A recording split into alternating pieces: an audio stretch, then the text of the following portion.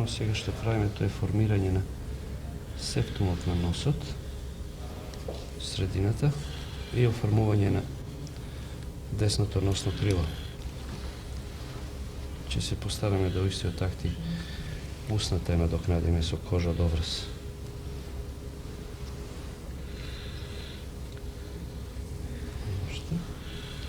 Можете вие да ми припремите, сестра, на газа, као тупер, вако ваше.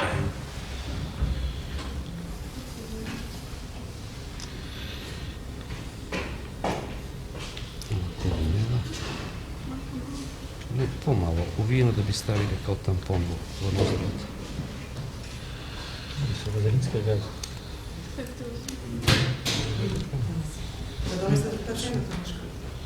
Да, завршим прво.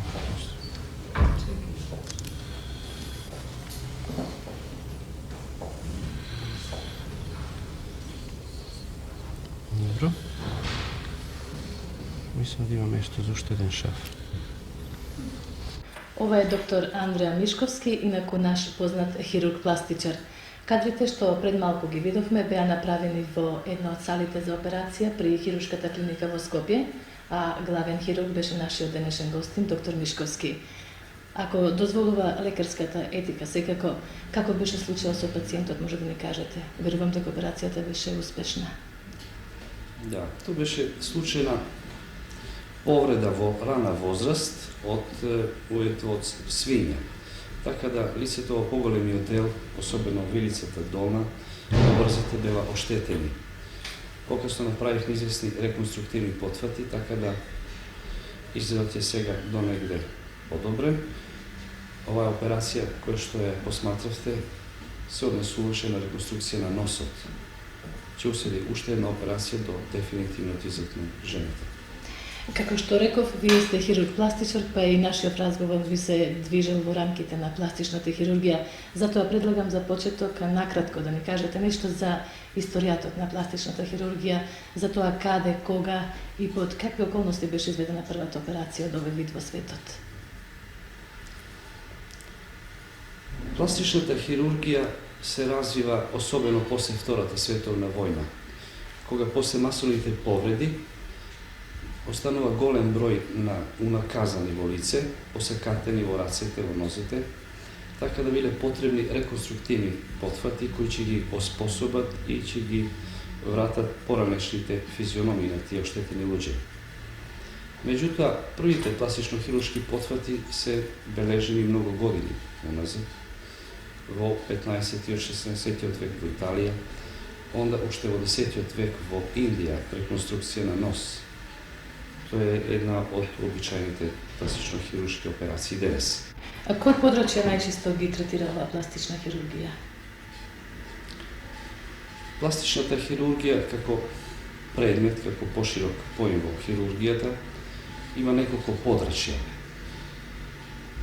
Меѓу нив се секако најважни изгоретините, повредите од термички агенси, потоа вродените аномалии, тоа се вродени мани на лице, екстремитети, најчесто се тоа расцепи на усната и нерцето, потоа хемангиоми, разни пеги, проширени крвни садови, повидна тумор на лицето.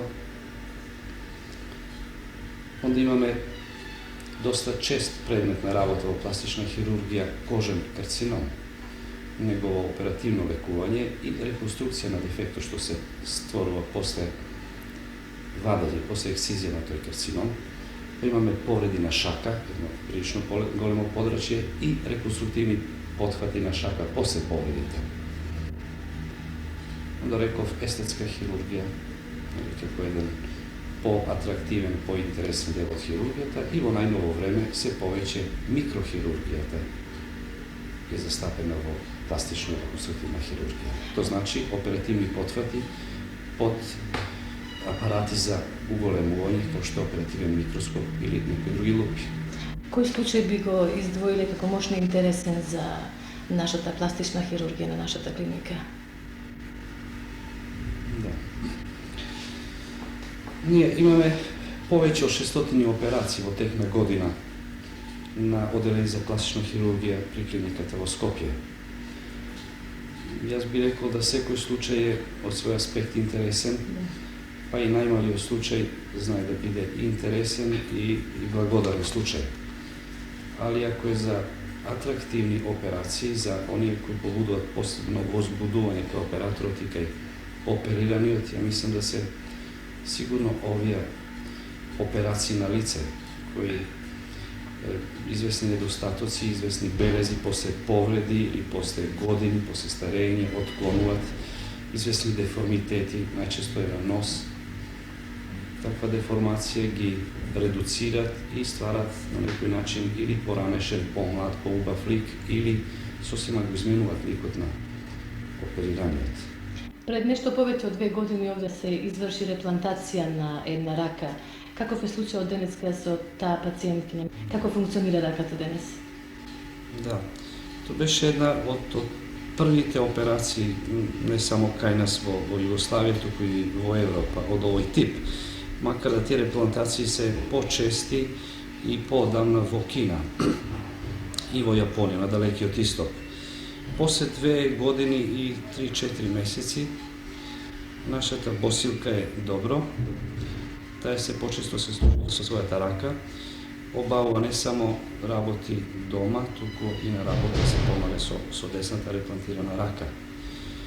И тоа е прилика да овој пат кажеме да на мнозина унесреќени на работа или во сообраќај, кога им се откина делови од рака, нога, да би требале да заедно со повредените бидат донесени тие делови, затоа што секој обид би можел да биде и успешен, да се повторно врати откинатиот дел на своје место.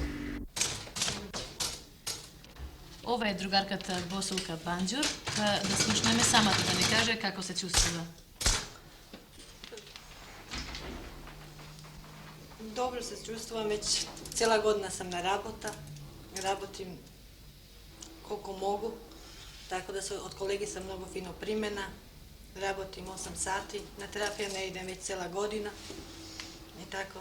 Preko ovoga mogu da se zahvalim na Andreja Miškovski mnogo, što je pružili i učini sve što je trebalo za mene, da izjavim zahvalnost u ime njega i cijelo odelenje plastika.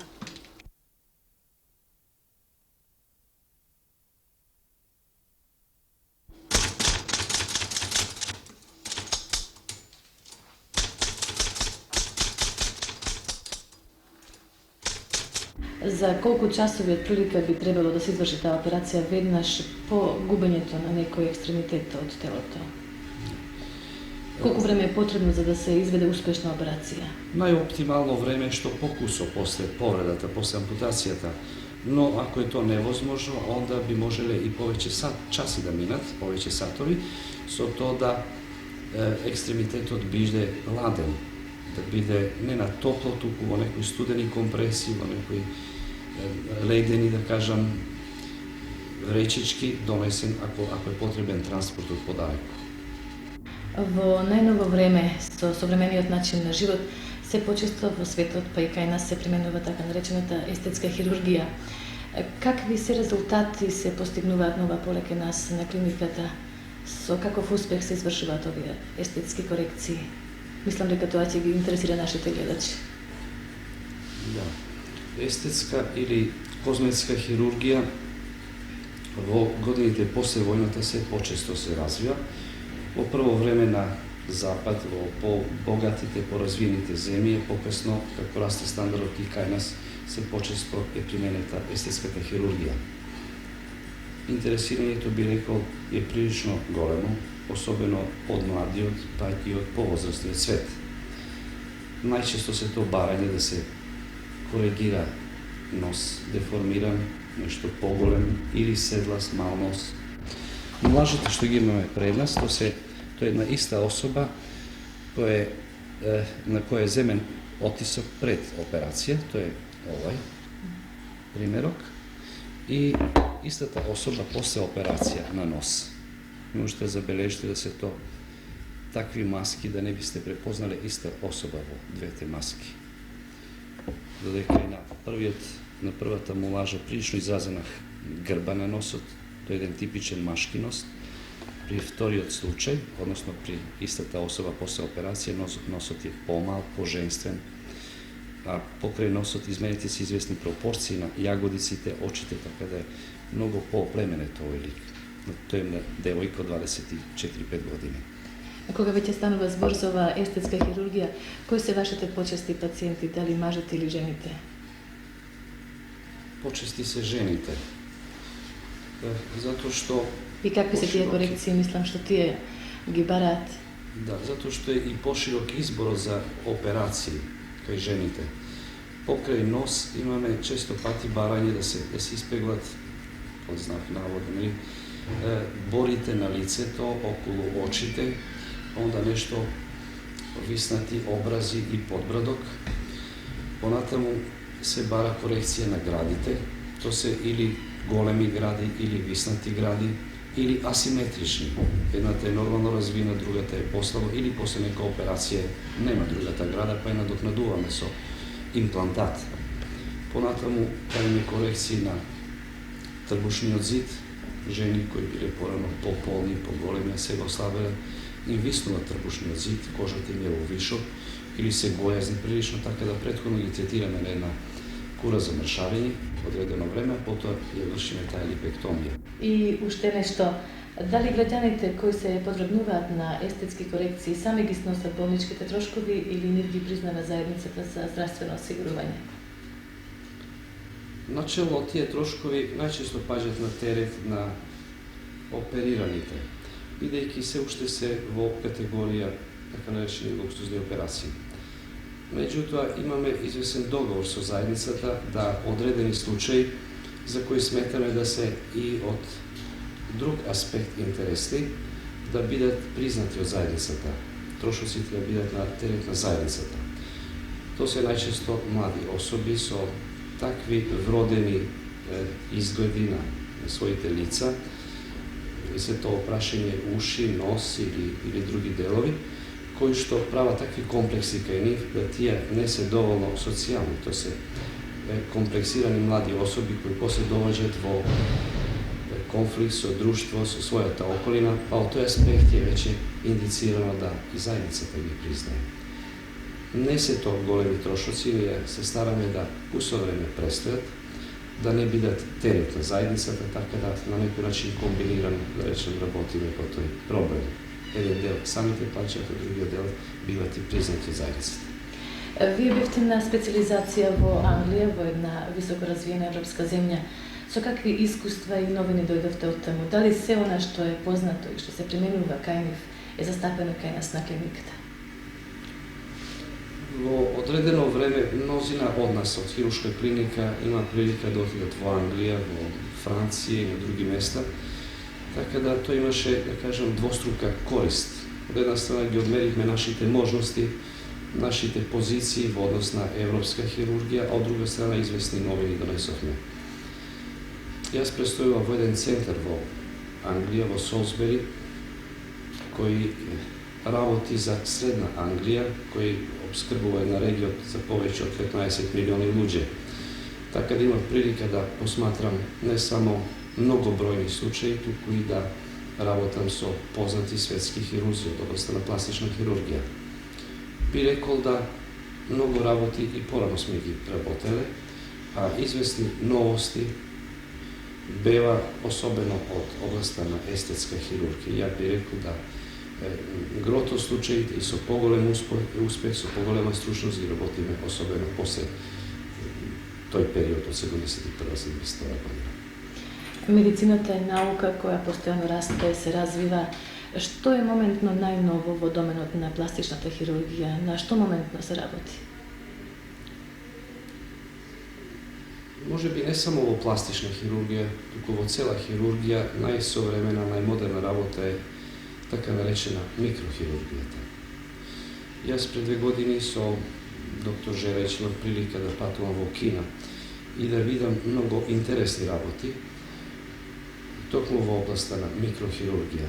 Би рекол да мало се познати досега тие микрохируршки потфати и работи што ги изведуваат кинезите. Веројатно во последно време повеќе ќе се чуе, ќе се упознае светот со нивните достигања. Микрохирургија тоа е Хирургија која се работи под справи апарати за уголемување, под оперативен микроскоп. Това значи составување на ситни крвни садови, на ситни нерви, така да нејзината примена е сестрана, не само во хирургијата, особено пластичната, туку и во другите области од хирургијата.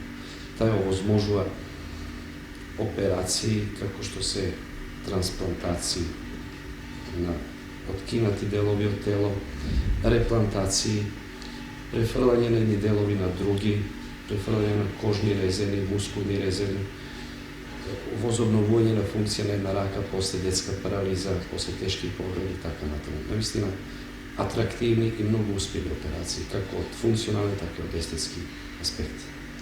И уште едно прашање со што би го завршили нашиот разговор. Кажете ни дали на нашава клиника има доволен број на стручен кадар и воопшто можности за помасовна примена на естетската хирургија од страна на граѓаните? Ние имаме, јас би рекол, добар тим за обавување на оваа функција. 5 мина сме на оделење, не ќе биде тешко да уште со 1, 2 или 3 се збогатиме и да набрзо и тие влезат со нас во рутинската работа. Она на што би требало да се пожалиме, тоа е да навистина немаме доволен простор, немаме операциони сали, со еден збор не сме искористени како екипа која